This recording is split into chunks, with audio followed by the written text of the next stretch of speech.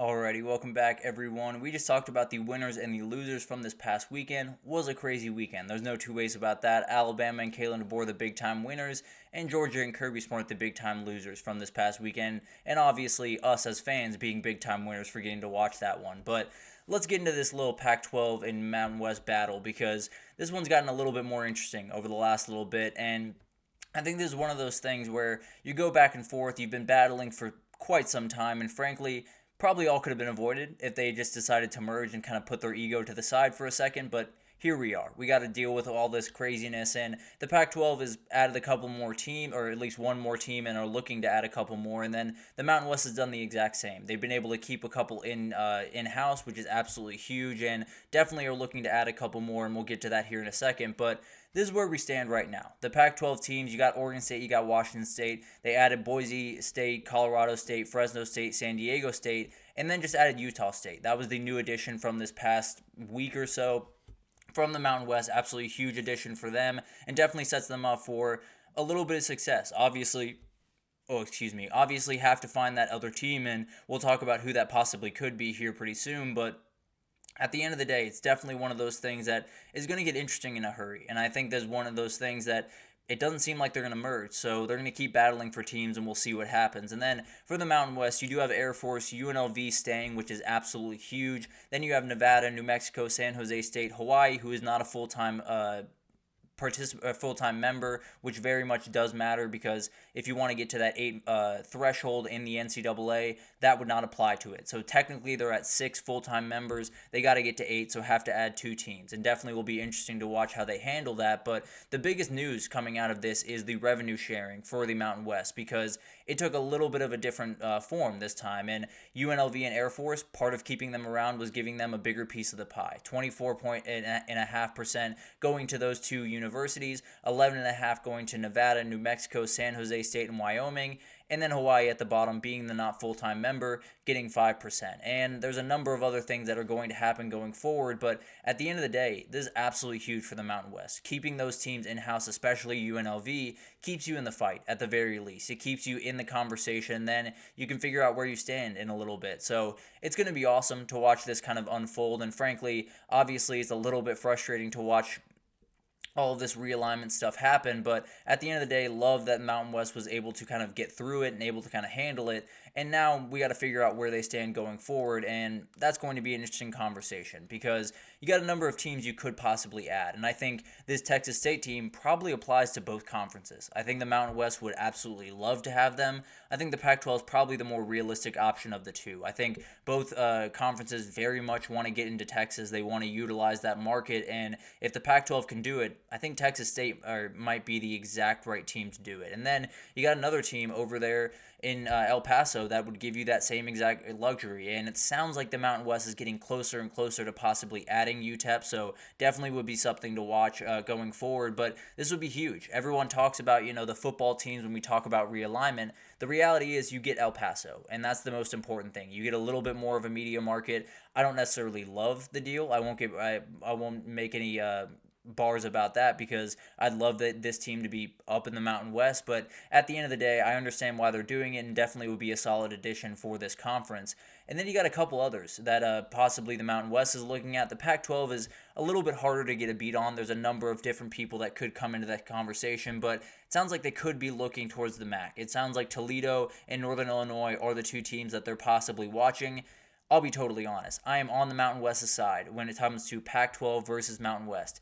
If they mess with MACtion, I am going the full other direction. If they take these two teams out of the MAC, I'm going to be really, really mad, and I'm going to go fully against the Mountain West. So you're going to lose an ally if you do this Mountain West, so be careful. But at the end of the day, it's going to be really interesting to watch this all unfold. I think the Mountain West is being a little bit more proactive in adding teams. Another team to watch is Sacramento State, definitely a FCS team that would give them another media market in Sacramento. So definitely a lot of things to watch when you go into this. And I think when you talk about the Pac-12, it's kind of confusing. I think there's a number of different things that could kind of play into this. Frankly, the idea that they haven't merged at this point is a little bit ridiculous, and the only reason I can find is the Pac-12 has a little bit of ego of having that logo on their chest, but at the end of the day, that's the way that this is working right now, and it sounds like they're going to move forward with not being merged. I don't like it by any means, but that's where we are right about now, and I think it adds a lot of conversation to this. There's so many different things happening around realignment. There's so many different things happening outside of the football field that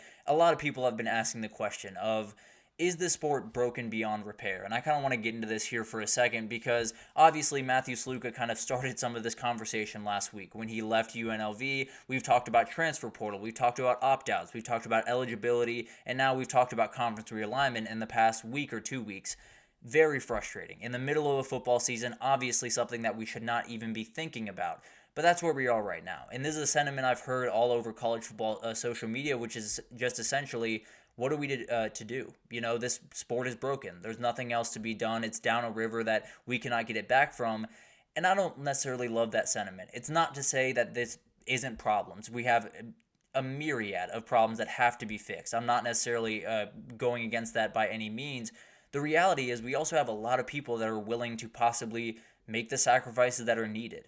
We have a number of people that are looking at this as a problem now. We have a number of people in media that are really speaking out about this. Even college game day guys are standing on that set and saying, this can't happen. We can't be sitting here in the middle of a football season and talking about a kid leaving a group of 5 possible playoff contender. That can't happen going forward, and we have to figure out a way forward. So at the end of the day, I think when you talk about this, there's so many different things to be worried about in the sport of college football, and I'm not here to tell you that there's not problems. I'm not here to tell you that this sport is more than fine. I'm not here to tell you any of that because there's a number of things that have to be fixed, and they have to be fixed very, very quickly.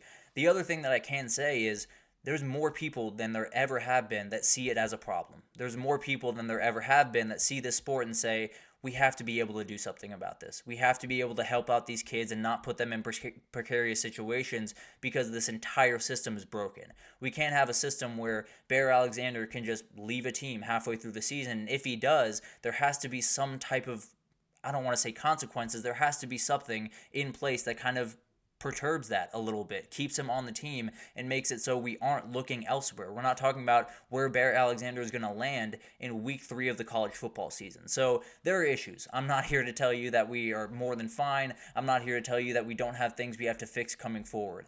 I am here to tell you that there are a number of people that know that that's the case. Kirby Smart knows that that's the case. Nick Saban knows that's the case. And you have to figure out a way to give some of these college football guys, coaches in particular, a platform. I think the next couple of weeks in college football are hugely important, not only because of the games happening on the field, unfortunately, but because of the post-game interviews. We have to hear from these coaches. We have to get these coaches to say on record that we have to do something about this. We have to get in a room and say what is best for the kids, what is best for the sport, what is best for all of us, and move forward in that direction. So Kirby Smart, Dabo Sweeney, Steve Sarkisian, Kalen DeBoer, whoever, just say something. Give us a little bit of something to kind of get everyone going. And frankly, this sport has never been more convoluted, never more ridiculous, never more money-driven than it is right now. It's also never had more people that are willing to fix those issues. It's also never had more people that are looking at this and saying, that's a problem that has to be fixed. So I fully understand the sentiment. Don't get me wrong. I fully understand being incredibly frustrated with where this sport is right now because I'm incredibly frustrated with where this sport is right now. What I can say is I think we're going to be okay. I think there's a number of people that are working behind the scenes to possibly take the power out of the hands of the people that possibly should be there. I absolutely will do my best on this platform to pay credence to that as much as I can. But overall, more than anything else, I understand that this sport is convoluted on the back end and has a million things that we have to figure out. If we have this, if we have that in-stadium atmosphere, if we have these kids going crazy, if we have Ryan Williams doing plays that I have never seen a wide receiver make, and we have that crowd losing its mind, we're going to be okay. If everything in that college football stadium stays the same, if we have every ability to walk into that stadium and lose ourselves in that game for 4 hours, which is exactly what happened on Saturday, we're going to be more than fine. Obviously, there are things that need to be fixed, and a lot of that is bureaucratic red tape more than anything else. But at the end of the day, the sport is still incredible. It's still special, and it's because those kids are absolutely awesome. And there's so many games that are going to be incredible week over week. And so I get it. Don't get me wrong. I fully understand the sentiment of this sport is broken. We have to do a number of different things. It might be down a river that we can't get it back from.